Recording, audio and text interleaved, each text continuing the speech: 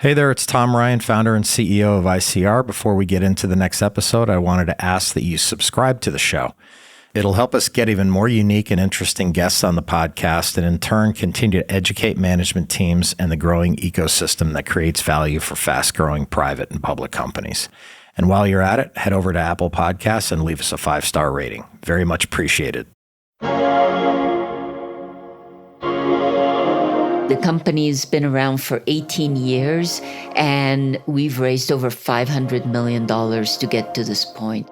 A lot of companies talk about groundbreaking innovation, but very few actually do it. It takes dedication and persistence to bring it to fruition. We know we can do this. We know this works. We know it's not science fiction.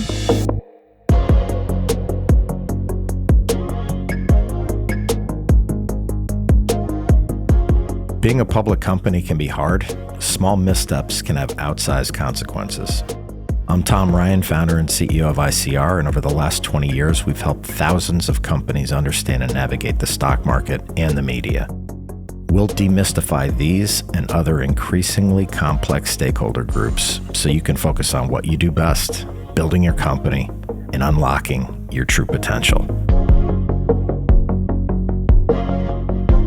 This is Welcome to the Arena.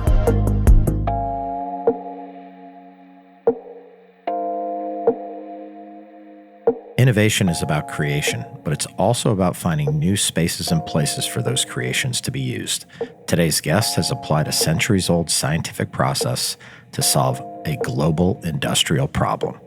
Our guest today is Jennifer Holmgren, CEO of LanzaTech. Under Jennifer's guidance, LanzaTech is developing a variety of platform chemicals and fuels, including the world's first alternative jet fuel derived from industrial waste gases. She is also the director and chair of the LanzaJet Board of Directors. Prior to LanzaJet, Jennifer was VP and general manager of the Renewable Energy and Chemicals business unit at UOP LLC, a Honeywell Company. While there, she was a key driver of their leadership in low-carbon aviation biofuels. Jennifer has authored or co-authored 50 U.S. patents and more than 30 scientific publications and is a member of the National Academy of Engineering. Jennifer sits on multiple boards and advisory councils, including the Governing Council for the Bioenergy Research Institute in India, the Board of Directors of the U.S.-India Strategic Partnership Forum, the Advisory Council for the Andlinger Center for Energy and the Environment at Princeton University, the National Academy's Board on Energy and Environmental Systems, and the founder advisory for The Engine, a venture capital fund built by MIT that invests in early-stage science and engineering companies. Jennifer holds a Bachelor of Science from Harvey Mudd College, a PhD from the University of Illinois, and an MBA from the University of Chicago. Let's enter the arena with Jennifer Holmgren.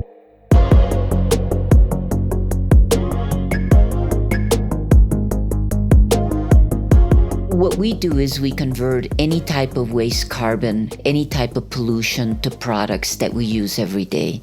And the mission of our company is to ensure that we can create a future where instead of this linear economy where we take fossil carbon out of the ground, turn it into products, and then dump carbon into our atmosphere, into our oceans, that instead we create a circular economy that enables us to reuse carbon again and again to make the things we use every day. It's such a big idea, and there's a quote on your website, which I'm going to read and have you respond to it. It says, "Everything we use in our daily lives will be made from recycled carbon, mimicking nature where there is no such thing as waste." That's like such a huge idea, right? Yeah. It's cool. I mean, how are you kind of doing that? What is the science behind it? Absolutely. So we do fermentation. You're used to fermentation of sugar to make beer. We make beer, but we don't use sugar. We don't use any food feedstock.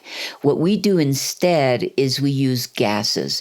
So at an industrial site like a steel mill where they have excess carbon-rich gases, we basically put a brewery up to the steel mill and we use their gases to make products. It really is just nature, healing nature, because Bacteria is a natural organism, and it just happens to like to eat pollution. You make it sound so easy. Yeah, we just hook up a brewery to the steel mill, but obviously this technology must have been developed over a long period of time with a lot of capital put into it. Talk about how much has been invested in this to date, and how long has the idea and the technology been worked on and refined? The company's been around for 18 years, and we've raised over $500 million to get to this point. So it's a disruptive process technology, and that's what it takes to get it to scale. We have commercial plants running, and so we know we can do this. We know this works. We know it's not science fiction. Yeah, it's not like an idea, like it's happening, which is cool. Exactly. How did this opportunity come to you, Jennifer? You have such an amazing credentials and experience in your career. How did the LanzaTech opportunity come to you? Well, I was getting ready to retire. I'd worked 25 years, almost 25 years in the refining and petrochemical sector, developing technologies. What I like to do is put steel in the ground, build new stuff. And I developed the technology with my team in my old role to do drop-in sustainable aviation fuel. And what I realized is that, the world uses 100 million barrels of petroleum every day. And what I was using at the time, cooking oil, animal fats, greases, carbohydrates, as the way to displace petroleum use. You just can't get there from here. It's just that there's a massive gap. You can't use food to make all these things. You can't use anything that uses land or water. It can have a contribution, but it cannot displace 100 million barrels a day. And, Vinod Khosla was an investor in LanzaTech, and it was early days. They'd started to pilot the technology, and they showed me the technology, and they said, would you help us scale it? I looked at that and I thought to myself, geez, if this works. And then I knew you could use all sorts of waste feedstocks and that there was enough of it. And I thought, if this scales, it's a platform that will actually have a significant impact on that 100 million barrels per day of consumption. So I figured, what do I have to lose? I'm getting ready to retire. This sounds like a good, fun thing to do. And away I went. Well, talk about a legacy to leave. You're in the process of doing it. How about, obviously, with all the investment and the time in developing this technology, is it protected around the world?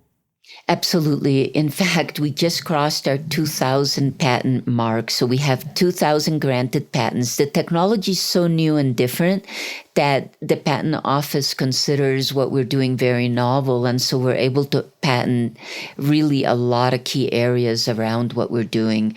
In addition, we have quite a few trade secrets. You always keep certain recipes, etc., to only a few individuals. But even more importantly, what I always find is that your biggest IP differentiator is being at scale, because it's the learnings of operating commercial plants that actually distinguish you and from the competition. Yeah, and I think to invest all this money, you just have to have that protection, obviously, and it's a huge and well-deserved advantage as you do scale this. Jennifer, how about as you recycle this carbon into chemicals that can be used for other things, what are some of the examples of products that are ultimately manufactured with the materials from the technology? Yeah, so right now we've been, of course, making sustainable aviation fuel. And to scale that, we formed a company called LanzaJet, whose entire role is to make sustainable aviation fuel from ethanol. We have also worked with partners like Zara, like Unilever, making polyester for Zara dresses, making detergents and surfactants for Unilever. So we've partnered with quite a few companies that are using our recycled carbon ethanol to make things that they would normally sell. Yeah, and I think the cool thing is, you're doing something great for the planet, but it has to have like an economic sense about it, right? So you're actually turning carbon from a cost center to a profit center, no? That's right, actually. And the benefit of that comes to the industrial emitters, the people who are emitting a steel mill gas as pollution, essentially. We're helping them capture their carbon in a way that it's not just a loss leader. And that's actually one of the cool things about our technology is it drives people to reuse their waste rather than create more waste. Yeah, and that has to be an absolutely gigantic market globally. When an investor sits there and says, hey, tell me about your total addressable market, how do you answer that question, Jennifer? We try to answer it more from the back end, the potential products that we make. And we think it's over $1 trillion market. And that's more based on products. When you think about it from what we can use as a feedstock, that what we can convert, the answer is it's limitless, right? Right. Well, you convert is limitless, but your market, once it's converted, is huge. How does your solution, kind of decarbonization solution, stack up against other things out there in the market, other technologies like direct air capture and sequestration and things like that? How do you fit into that landscape, and how are you different? Yeah, so we can use any carbon dioxide or carbon monoxide stream. So when you talk about direct air capture, we can partner and have partnered with direct air capture companies. They would be providing us with carbon dioxide that we could use to convert. So there's a lot of companies out there like that. Companies that gasify trash like NextChem, companies that have technology to clean up CO2. So we've got lots of partners out there who can provide us raw material for our fermentation. Things like sequestration would technically be a competitor because we're a reuse solution rather than a sequestration solution. But to be completely honest, we need it all. Right now, our carbon problem is so big that, I don't see ourselves competing with sequestration. I see us as enabling the reuse of waste carbon. There's going to be a lot of instances where they're going to have to sequester because either we can't put a plant there or some other reason. It doesn't really matter. At the end of the day, we need it all. Yeah, and the market's big enough for lots of companies attacking this problem, and hopefully that's the case over time.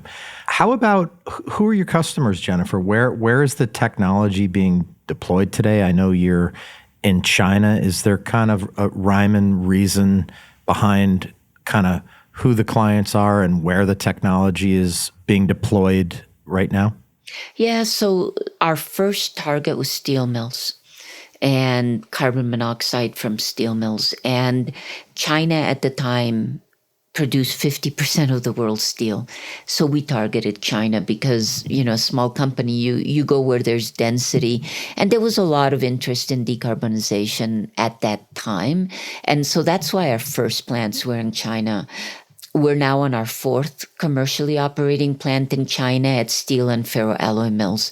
But this year we'll see 2 additional startups, one in India with Indian Oil. They're using a refinery off gas.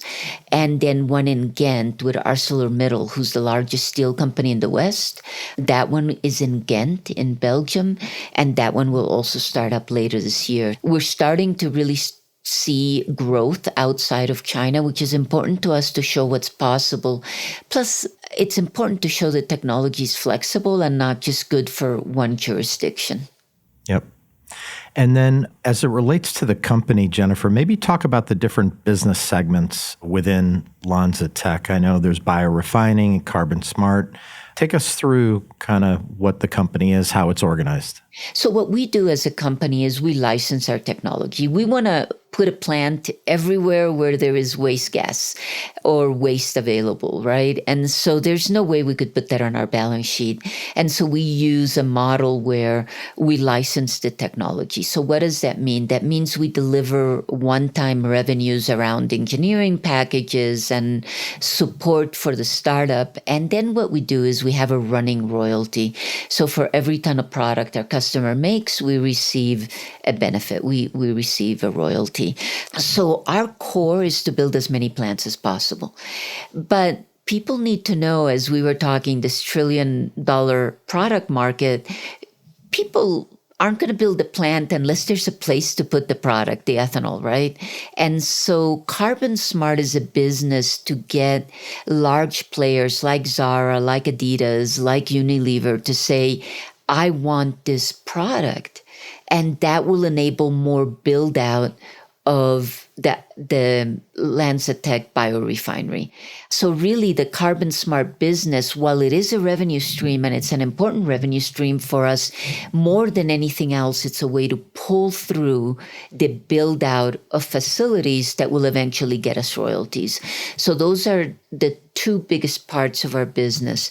The third part is joint development agreements. So we have the ability, we make ethanol using an organism that's natural, but we've developed the capability, the synthetic biology, to genetically modify an organism to make other chemicals that are higher value than ethanol. We tend to develop those organisms, those biocatalysts, with partners. Like BASF is interested in the molecule octanol.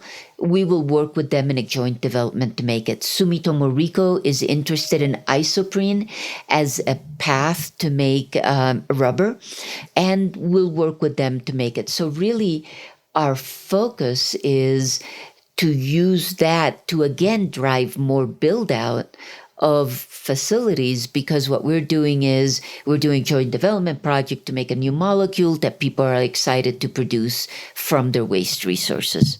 I would think that most companies, the ones you mentioned, they have a ESG story to tell, and you can help them accomplish those goals, correct? Absolutely. We can help them reduce their carbon footprint and find non-fossil routes, non-fresh fossil routes to make their products.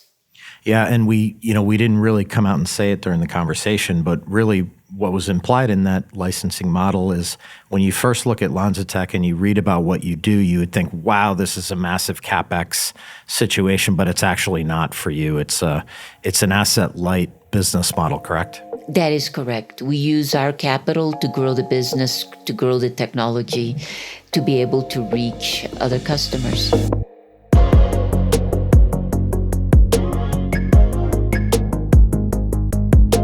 LanzaTech has spent 20 years carefully laying the groundwork for its present-day growth. Crucial to that development has been getting biorefineries up and running, and I wanted to know how many are ready to go and what Jennifer sees in the company's forecast over the next couple of years. So we have 4 now operating and 2 more that will be starting out by the end of the year. Our forecast, we have a pipeline that's got 80 opportunities that we're chasing. With many of them, we have 8 to 10 in a various engineering phase. Usually you have to do the engineering before you start construction. And so we've got 8 to 10 that would be up and running in a couple of years' time. So that's what it would take, about 2 years from now. You kind of casually threw out 80. That is an amazing backlog and really should give a lot of confidence not only to your team, but investors and all your other stakeholders as well. I wanted to go back to one thing, Jennifer, that you mentioned earlier in the conversation, which is LanzaTech is a shareholder of LanzaJet, correct? That's right, Tom. And you have a deep personal connection to aviation, right? I'd love to hear the story and really what the potential is there, because you have a chance to really change the market here, right? Absolutely. So LanzaJet is really about converting ethanol to sustainable aviation fuel. Why ethanol? Because, well, ethanol is something you can make from everything, from every waste resource. We've told you that's what LanzaTech does. There are a lot of other companies out there making ethanol from waste resources.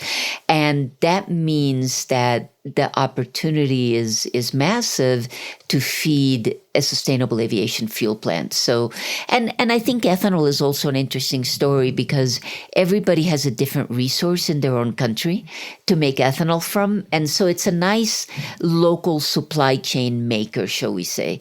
And we know that market is massive. The world uses 100 billion gallons of aviation fuel every year, and there's about 50 million of sustainable aviation fuel available today. So the gap is massive. There are global targets and requirements that mean we have to get to 10 billion gallons by 2030, considering how long it takes to put steel in the ground and to start up plants. We've got a lot of plants to be building. So it's just a massive opportunity. But you said I have a history here. It's an important opportunity. Aviation, even though a lot of people consider it a luxury, is an enabler for communication. You and I both know that you've got to see somebody, especially if you're having a bad day, to have a good communication with them. It's an opportunity for a kid to go abroad to college in an exchange program. These are things that are really important to our society. And so I believe aviation is important. So in 2006, I was asked in my old role whether the work I was doing at the time to make diesel could be adapted to make aviation fuel. This was actually something DARPA came and asked me. And I said, yeah, sure. They're similar enough. And we developed a technology to make sustainable aviation fuel. And in 2008, in December, after a lot of engine testing, etc., we flew the first flight with Air New Zealand using sustainable aviation fuel that was a drop-in.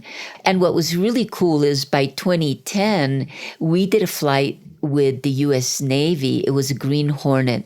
And so we went supersonic. Well, I didn't. The Navy did. And what was cool about that is I always say, look, from 2006 to 2010, we developed the technology to make a drop-in sustainable aviation fuel. We got it certified for flights, and we put it on a plane that went supersonic. And that's massive, right? That shows you how fast you can deliver a technology. And lots of people now are using that technology to make the sustainable aviation fuel that's available. But what we did is we showed it was possible, that you could do this. And so, yeah, I'm very excited about that. The plant for LanzaJet is going to be able to process or create 10 million gallons a year. Is that correct? And when is the plant opening? Yeah, so we expect it to be mechanically complete by the end of this year and starting in the first quarter of next year. And it is 10 million gallons of sustainable aviation fuel. So it's a really great opportunity to show the technology at scale. Well, that whole story is just so ridiculous. You have a handful of people who are changing the world. Talk about human ingenuity. And you're not even in the first inning, so there's a long way to go, and it's incredibly exciting. I know there are other developments going on at the company as well. Your refining process is producing other chemical compounds like acetone and isopropanol, and you believe those compounds can be commercialized as well and sold in the coming years? Absolutely. So we've been testing isopropanol. We've already demonstrated it, actually, that we can make isopropanol from the same gases that we make ethanol. And we think that will be ready for commercial next year. And the reason isopropanol is important is because from ethanol, we can make polyethylene, right? From isopropanol, we can make polypropylene. So caps on bottles, medical plastics are all polypropylene. So we believe it opens up another very, very large market. So propylene is important. And then the reason we targeted acetone is because acetone is how all acrylics are made.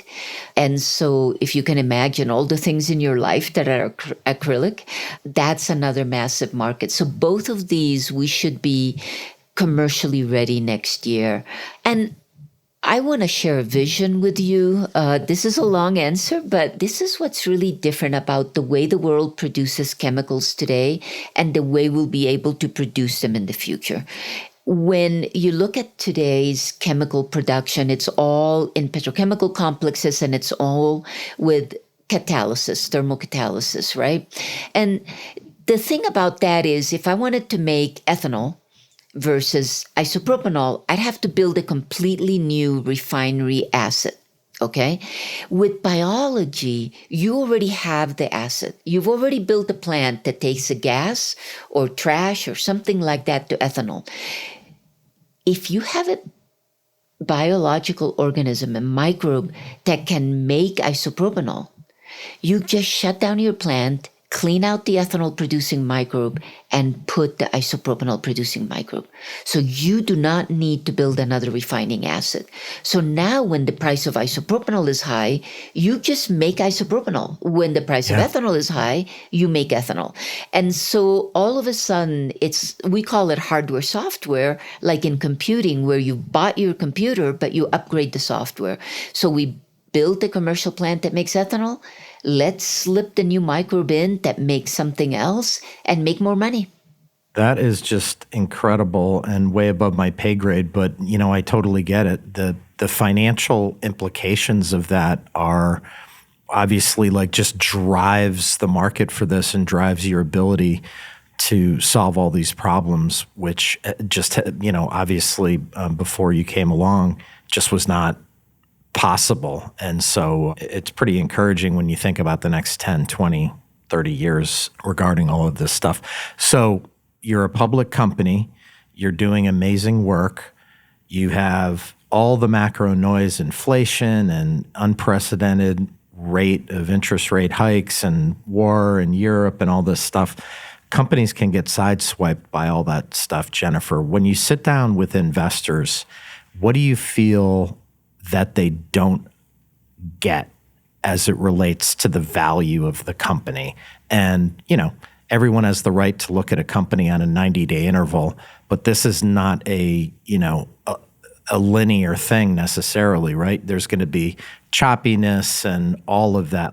So first of all, I actually am really excited about what investors do get. I mean, we've raised a lot of cash and the market reception is getting better. I think people are understanding what we do.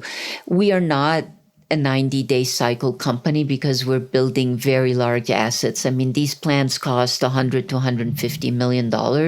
Unless you're building 20 at a time, things can be delayed. So I think if I were to say something about our trajectory, there's two important points. One is we are on a path to get to the exponential part of deployment of the curve, kind of like solar did, right? Where, everybody was skeptical and saying, 100%, yeah. Exactly. And now you see it everywhere, right? So we're at that stage now where we're ready for that breakout exponential growth. And as we build, as we get to 8 plants, 10 plants, we'll get to the doubling rates that allow us to deploy quickly. So that's the first thing that I think investors need to consider.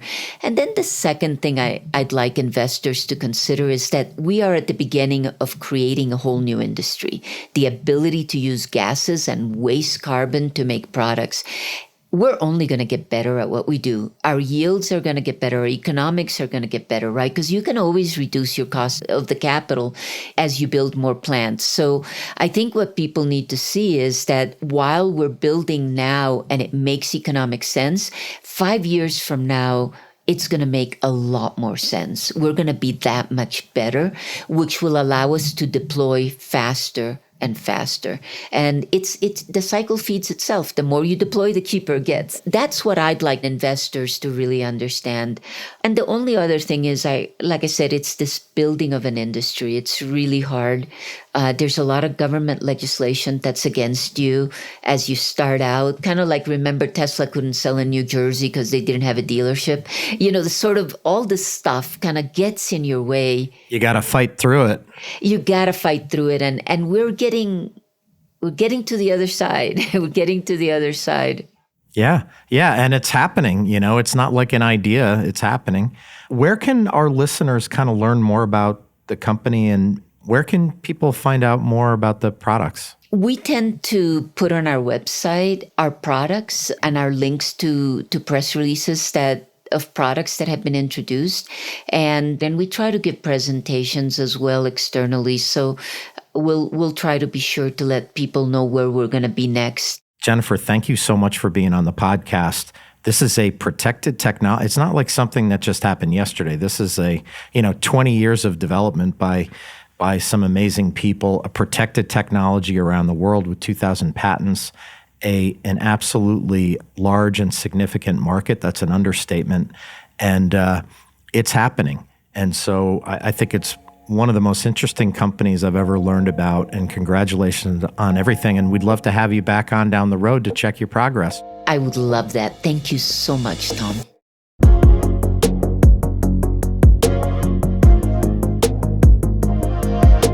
LanzaTech has created a revolutionary product that disrupts the energy industry. In doing so, they also created a product adaptable to limitless markets and industries, guaranteed to create a significant impact on both profitability and sustainability.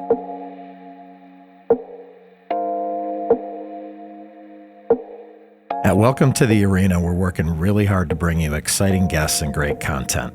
If you found this episode insightful, subscribe to the show on your podcast app and leave us a 5-star rating.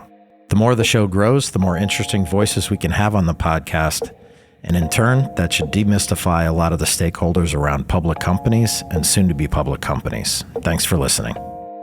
I'd like to thank Jennifer for joining me today on the show. The LanzaTech team has developed one of the most progressive technologies of the 21st century. Their work is and will continue to change the world. This is Tom Ryan. We'll see you next time back in the arena. References to specific stocks are not intended to be recommendations for specific trading behavior. Comments presented on this podcast are intended for informational and educational purposes only, and do not represent opinions or recommendations on whether to buy, sell, or hold shares of a particular stock. All investors are advised to conduct their own independent research into individual stocks before making a trading decision. In addition, investors are advised that past stock performance is no guarantee of future price performance.